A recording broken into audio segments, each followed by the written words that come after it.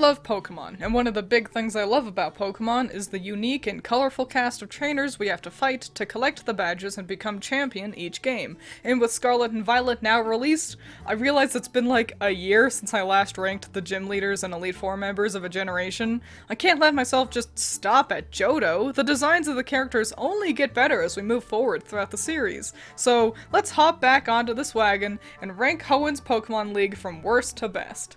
Who's that Pokemon? Number 14, Norman.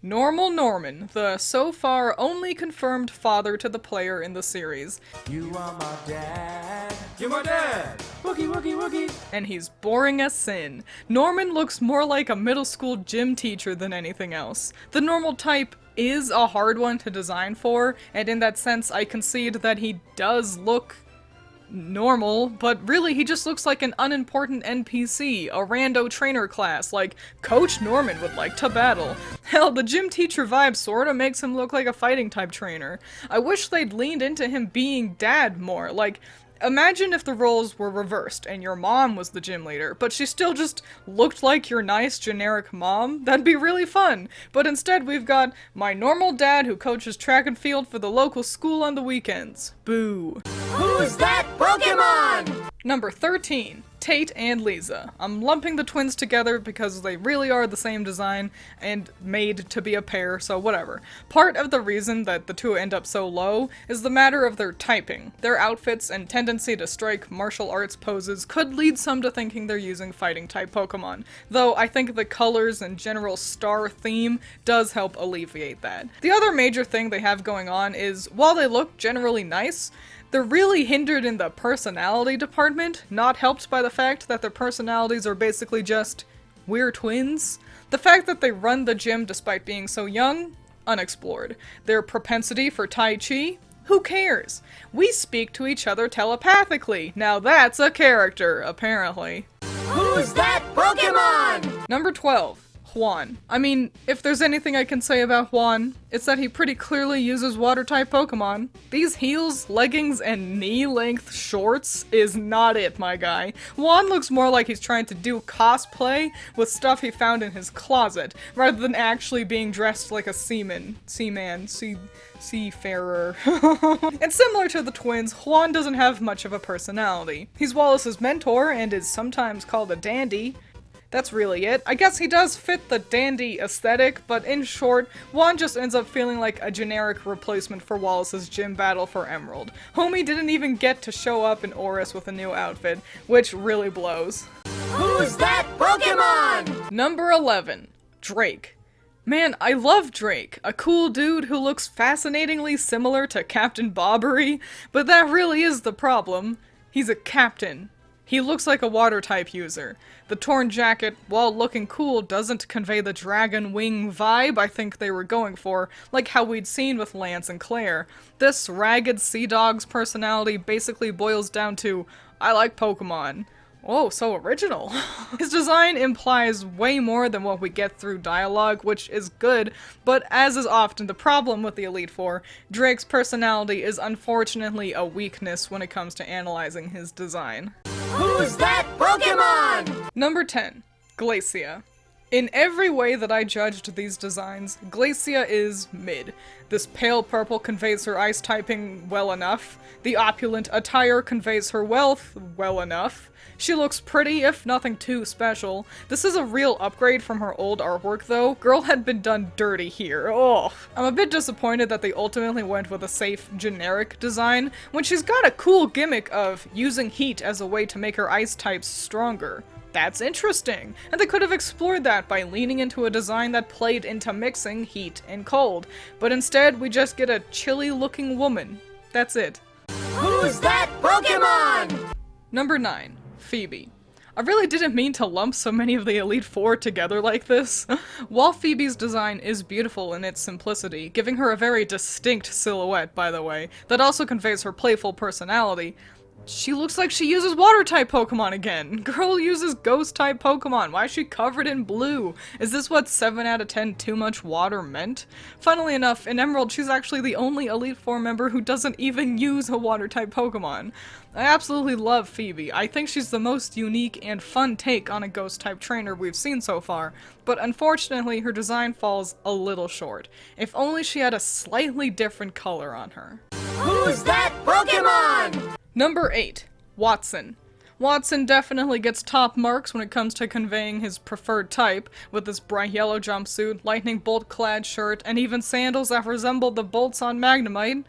Yeah, pretty sure he uses electric Pokemon.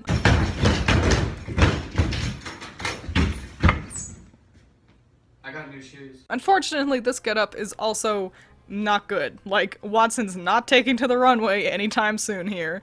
The casual vibe does work with his generally jovial attitude, but it doesn't really convey how active Watson actually is in his plan to expand Mauville. Like, I don't know, I'd expect a man working to build a super city on the water to wear proper safety shoes, you know? Violation. Who's that Pokemon? Number 7. Winona. So, Winona looks like a weirdo. What's with this outfit? It's kinda like a pilot's uniform, I guess, but maybe I'm just getting that vibe because of the hat? How did she even get these leggings through the leg holes of her jumpsuit? And I'm trying to imagine how silly her hair would look if she didn't have the headgear. And with all that said, I really love Winona's design. I've always liked how weird she looks. In a world where other people wear just a shirt or just a dress, Winona looks like she fell out of some other RPG. It's really distinct. I like it a lot. The color palette and wing motif also makes her flying typing pretty damn obvious. The thing I wish we got a bit more of was the fact that Winona wants to, like, become a bird Pokemon. It's implied she tried flying by jumping off a tower, and while her design is weird, nothing about it implies she's trying to actively fly with it. The only thing that even implies any of this is the oddly ominous lighting she's got in her artwork, but otherwise, she just looks like a confident aviator. Who's that Pokemon? Number 6. Steven. I'm sure there's gonna be quite a few of you who are upset to see Steven below the top 3 here, and I get it. Steven looks really cool with the slick suit and steel accessories. His hair is a little bit goofy though. At first I wasn't sure how well Steven conveyed his steel typing, but after sitting on it I deduced that his hair color and these pretty bold accessories do the job quite well. I feel Steven just falters a bit when it comes to his character. Unlike many others on the list, Steven's been explored quite a bit. There's a lot to his character, the biggest element of which being his tenacity to collect rare stones. This doesn't look like a man who would climb waterfalls to look for rocks. This looks like a man who pays others to do that for him. And yeah, Steven is also a business owner too, I'm pretty sure. But it's a bit of a shame that this strong adventurer angle gets lost in his very slick suit. I guess that's the payoff for being everyone's favorite husbando. Who's that Pokemon? Number 5. Brawley. Here comes the boy, the one with the biggest glow-up between the originals and remakes. Brawley went from generic background character to one of the most notable and iconic designs in the game. With the distinct sportswear and color palette of blue and orange, no one else feels like our big wave in fighting. You just drop in and just smack the lip. Whoop-ah! Drop down, snap, ah! His surfing and other extreme sports hobbies is immediately evident with this getup, especially the shoes. The only people I've seen who wear shoes like this are also the ones who have fun by going hiking for like a week straight. Brawley only falters because he's another one who feels like a water type user. There's gotta be some fan in the thing out there that all these characters secretly belong in Team Aqua or something. His new redesign helps convey his fighting type a bit better with these bright orange elements, and the fact they put him in a fighting stance for his artwork, and I can't even be too upset about Brawley, as the type mix-up him and Crasher Wake share is a lot of fun. So yeah, it doesn't look too much like he's a fighting type user, but also, I think that's the fun part.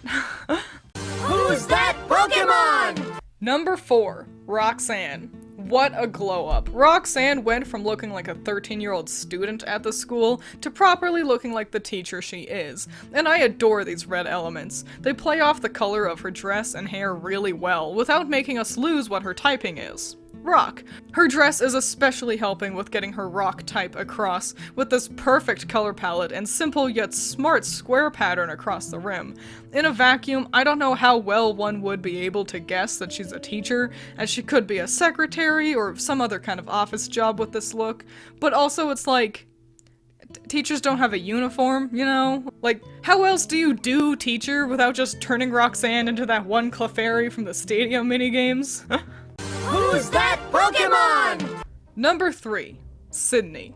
No one else seems to like Sydney, but I do. I think he's a lot of fun. He looks cool. I dig this mafia/gangster look a lot. You're in the wrong part of town! Do you value your teeth? He also pretty obviously conveys his dark typing. He looks punk. He looks like a gangster. He's wearing dark colors. Dark type.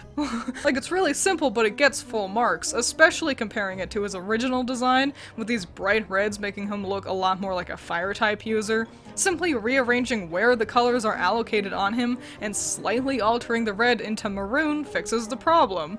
Though I suppose I could see how one could still assume the fire element for him, especially with his hair.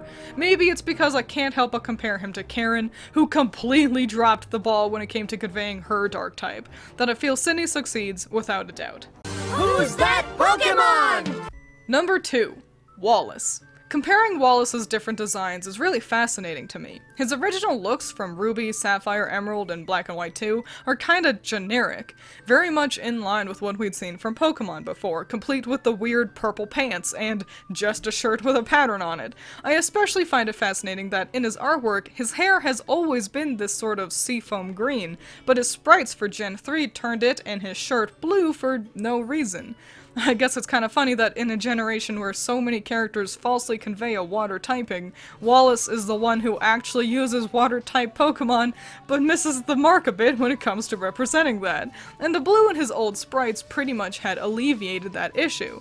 I do think his exposed midriff and arms do help make his outfit feel kinda like a swimsuit, and the flowy elements with his cape, scarf, and hat evoke the vibe of a jellyfish quite a bit.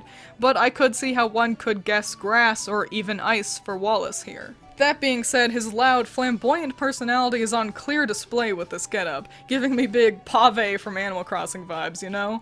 And he looks great too, the same unique feel that Winona had, but that manages to avoid feeling as out of place as she did. And maybe it's just because I played Emerald growing up, but between the two, Wallace is the one who looks and feels like a champion rather than Steven. Wallace looks special and elegant. While Steven also looks very cool, Wallace's artistic tendencies just give him an air of importance that I can't ignore. Who's that Pokemon? Number 1. Flannery. Like, I don't know what to say, guys. Flannery looks amazing. This outfit is just cool. I want to wear this. These are cool pants. That's a cool shirt. She's got a simple yet distinct silhouette, even if you ignored the hair. But that's pretty hard to do. The hair is a big and important element in the design in its own right. Not just being a fun updo for the feisty teen, but it looks like lava erupting from a volcano. Other Pokemon characters make their hair resemble fire by just making it look like fire. Flannery, however, has done it in a subtle but clear way, and just in case you missed the big red hair, you'd still have an obvious grasp on what type she uses. A black shirt like burning coals, and an undershirt that straight up has a fire pattern on it. I'm reminded of Blaine's tie, and how sometimes doing the easy option can be effective and still look good. Flannery shows us that simple isn't bad. You don't need to have a character look as complex as Wallace to have them still look great. You just have to be smart about it. It's the difference between Flannery looking fashionable yet realistic versus Norman looking realistic and boring as hell. Sometimes all you need to do is a little bit of styling with your characters. Sometimes when it comes to making cool, memorable, effective designs, the devil's in the details. Why just give her baggy pants when we could make them bell bottoms for a more dynamic silhouette? Why just give her a crop top when we could get that same vibe but give it more dimension by layering 2 shirts? And especially for Flannery, whose whole character is the fact that she's young and excitable, but still figuring out how she wants to go about her new job as a gym leader, simplicity is perfect. She's just a kid and life is a nightmare. Having her dressed in a way real teens could drives that point home. I know it's kind of weird to say about a look that's just a crop top and some jeans, but they really knocked it out of the park with this fiery young leader. And there we have it, Hoenn from worst to best. To recap, we have 3 characters who look like they use water-type Pokemon, but don't, and of the 2 who do use water-type Pokemon, only one of them really looked like it. But at the end of the day, that's all part of the charm of Generation 3. Hoenn always felt rainy, muddy, and the character designs played a part in that. And you know, with 7 out of 10 so much water in the game, I can't even be all that upset that it's a bit of a reoccurring vibe for the characters who live here. I know it's been a while since I'd last done one of these videos, but they are always fun. I never get tired of jabberjawing about Pokemon, and I hope you had fun too. Your list would probably end up different from mine, so don't be afraid to let me know who your number 1 design is in the comments. And while you're down there, feel free to throw a like my way too. It's totally free, and it lets me know you want to see more videos like this more often. Now, if you'll excuse me, I'm gonna go back to pouring all of my free time into Pokemon Violet.